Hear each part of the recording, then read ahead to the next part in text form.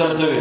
हे कर्तव्य या शब्दाचं मातीर आहे. मातीर कर्तव्य म्हणजे काय? एखादा करोडपती माणूस एखाद्या गरीब माणसाच्या मुलीच्या लग्नामध्ये पहिल्याच पंक्तीमध्ये बगर निमंत्रणाचे 100 लोक घेऊन टप्पू मारतो आणि त्याचे ते खुसमस्करे असतात. काय भाऊ, आमचा तर विश्वासच बसत नाही तुमच्यासारखा श्रीमंत माणूस एवढ्या गरीबाच्या पोरीच्या लग्नामध्ये जेवायला. तो त्यात काय, आमचं कर्तव्यच आहे. हरामखोरा, हे कर्तव्य आहे तुझं?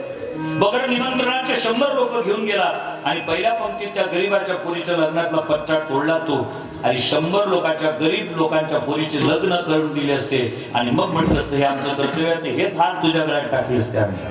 कीर्तनातील सगळेचे सगळे म्हणजे स्वतःचं कर्तव्य स्वतःच्या बुद्धीप्रमाणे निश्चित करतात. जीवाचं कर्तव्य आहे आयुष्याच्या साधने.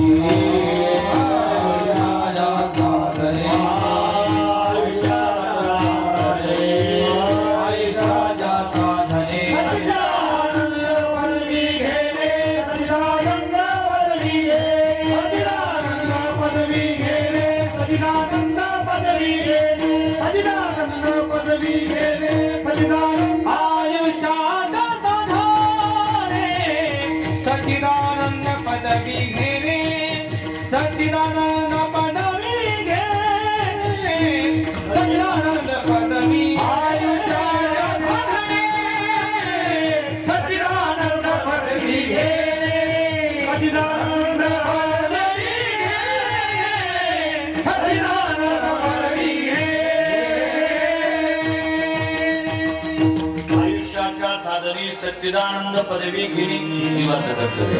देवाचं कर्तव्य देव सांगतात स्वतः यदा यदा हि धर्मस्य ग्लानिर्भवति भारतव्युत्थानं धर्मस्य तदात्मानं सृजाम्यहं परित्राणाय साधूनां विनाशाय च दुष्कृतां धर्म संस्थापनार्थाय संभवामि युगे युगे. दैत्याचे कुळनाशी साधूचा मानसीवशी धर्माशी नीतीशी शेजभरी आईशाईशिया काजाला की अवतरेनी युगायुगी.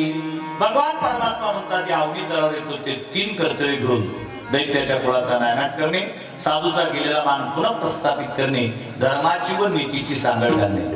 अर्थात कशा करता भगवान सरळ बोले धर्म संस्थापनार्थाय. थोडं बारकाईने ऐका. धर्म संस्थापनार्थाय, धर्म स्थापनार्थाय नाही, धर्म संस्थापनार्थाय. भगवान इथं येतो धर्माची स्थापना नाही करत, धर्माची संस्थापना करतो. संस्थापना करणे म्हणजे धर्माची जी विस्कटलेली घडी आहे ती पुन्हा व्यवस्थित करणे, याला संस्थापना म्हणतात. आहे तू गावाने धर्म संस्थापने, आहे तू गावाने धर्म संस्थापने, आहे तू गावाने धर्म संस्थापने, आहे तू गावाने धर्म संस्थापने. अवतार केला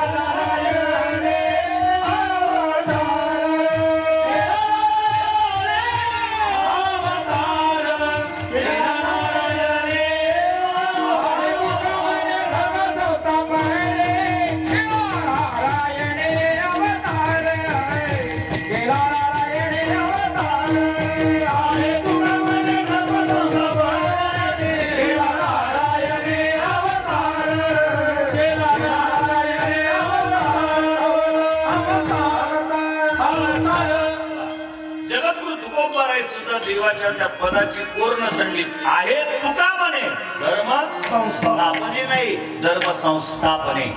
धर्माची संस्थापना करण्याकरता येतो. देवासही आटी जन्म घेणे, देवासही आटी